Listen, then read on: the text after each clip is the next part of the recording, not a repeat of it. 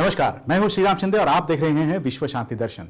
विश्वधर्मी professor doctor Vishwanath Karad जी की संकल्पना से उभरे इस अनोखे यूट्यूब चैनल में हम आपको सुनाते हैं कुछ अच्छी और सकारात्मक खबरें। आइए शुरू करते हैं आज की सुर्खियों के साथ। राजस्थान की सबसे युवा सरपंच, विशेष लोगों को विशेष सहायता, भारतीय परंपरा पहुंची अमेरिका, शिक्षक का सपना हुआ साकार, बच्चों के लिए स्वस्थ भोजन।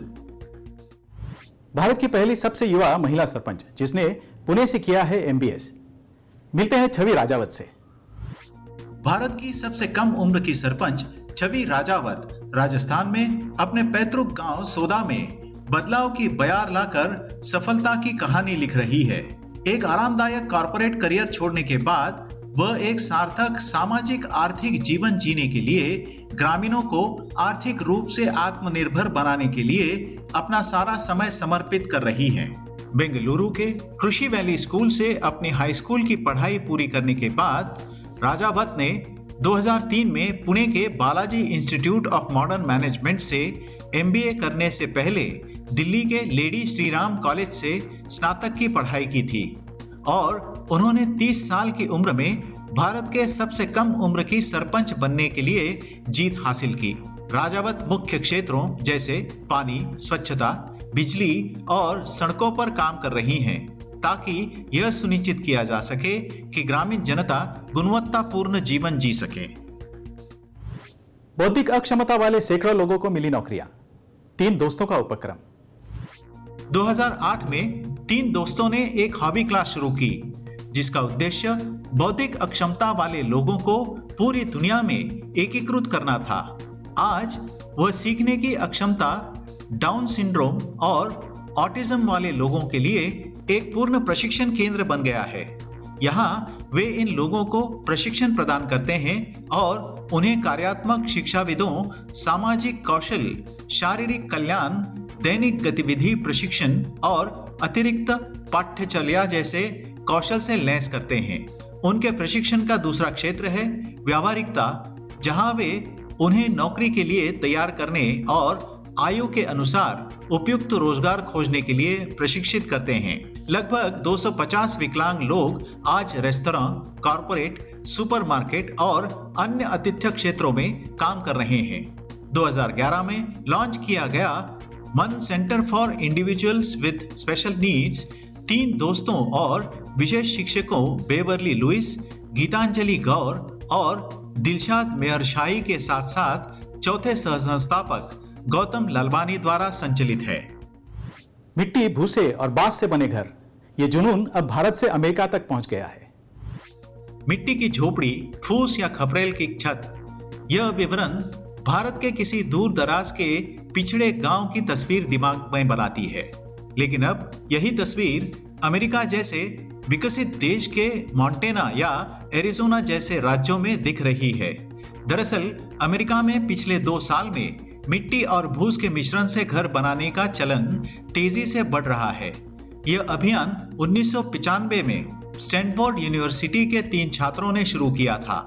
इन लोगों ने डांसिंग रैबिट के नाम से एक इको विलेज बनाया था जहां लोग खुद मिट्टी और भूसे के घर बनाकर रहते हैं। अमेरिका के मूल निवासी रेड इंडियंस भी सदियों से मिट्टी के घरों में रहते आए हैं। आज फिर कई लोग इस वैकल्पिक आवासीय प्रणाली की ओर आकर्षित हो रहे हैं।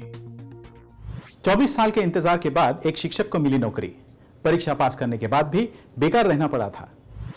एक फाइल को मंजूरी देने में 24 साल की कथित देरी ने एक व्यक्ति को उसके मौलिक मानव समानता के साथ जीने का अधिकार और एक पारिवारिक जीवन से वंचित कर दिया था।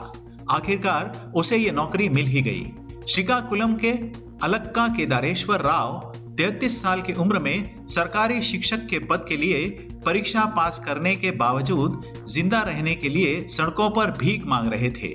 राव अब 57 वर्ष के हैं और उनके सपनों की नौकरी में शामिल होने के कगार पर हैं। उन्होंने 1998 में सरकारी शिक्षकों के चयन के लिए परीक्षा दी थी। उन्होंने अच्छे अंक प्राप्त किए थे, लेकिन कानूनी मुद्दों के कारण अंतिम चयन में देरी हुई। हाल ही में उन्हें बताया गया है कि उन्हें एक शिक्षक कार्य के लिए चुना गया है। 57 साल की उम्र में नौकरी पाकर राव बड़े खुश हैं। बाजरा के बारे में जागरूकता फैलाने के लिए शुरू किया उद्यम, मिला अच्छा राजस्व भी। मेरठ की रहने वाली अभियंता ज्योति श्रीवास्तव ने अपने पहले बच्चे के जन्म के बाद लिटिल चेरी मॉम नामक व्यवसाय शुरू करने के लिए अपनी नौकरी छोड़ दी। इस बाजरा आधारित स्नैक व्यवसाय का उद्देश्य बच्चों के लिए स्वस्थ भोजन विकल्प प्रदान करना है। लिटिल चेरी मॉम बाजरे के आटे, इंस्टेंट डोसा मिक्स, चीनी और गुड़ मुक्त लड्डू, खाखरा जैसे बच्चों के लिए स्वस्थ स्नैक्स के विभिन्न उत्पाद प्रदान करता है। वैज्ञानिक प्रमाणों से पता चलता है कि बाजरा बच्चों के विकास को 50% तक बढ़ा देता है और वे कुपोषण पर काबू पाने में महत्वपूर्ण योगदान दे सकते हैं। 2022 में लॉन्च होने के बाद से कंपनी ने 12,000 से अधिक ग्राहकों को यह सेवा प्रदान की है। इसके साथ वह लगभग 1 करोड़ रुपए का राजस्व अर्जित करने में सफल हुई हैं। महाराष्ट्र की नई नवेली दुल्हन पहले मकर संक्रांति त्योहार पर कुछ खास किस्म के गहने पहनती है जो चीनी से बने होते हैं। कैसे बनते हैं गहने, आइए जानते हैं जाते जाते। महाराष्ट्र में नवविवाहित महिलाओं को अक्सर अपने पहले मकर संक्रांति के त्योहार पर सफेद आभूषण पहने हुए देखा जा सकता है। ये आभूषण ऐसे दिखते हैं जैसे वे छोटे मोतियों से बने हो। करीब से देखने पर पता चलता है कि ये वास्तव में खाने योग्य हैं और चीनी से बने होते हैं। इन्हें चीनी, साबूदाना और तिल से बनाया जाता है। ये पारंपरिक कला महाराष्ट्र में सदियों से चली आ रही है। इसी के साथ आज के संस्करण में यहीं पर रुकते हैं। देखते रहिए विश्व शांति दर्शन। धन्यवाद।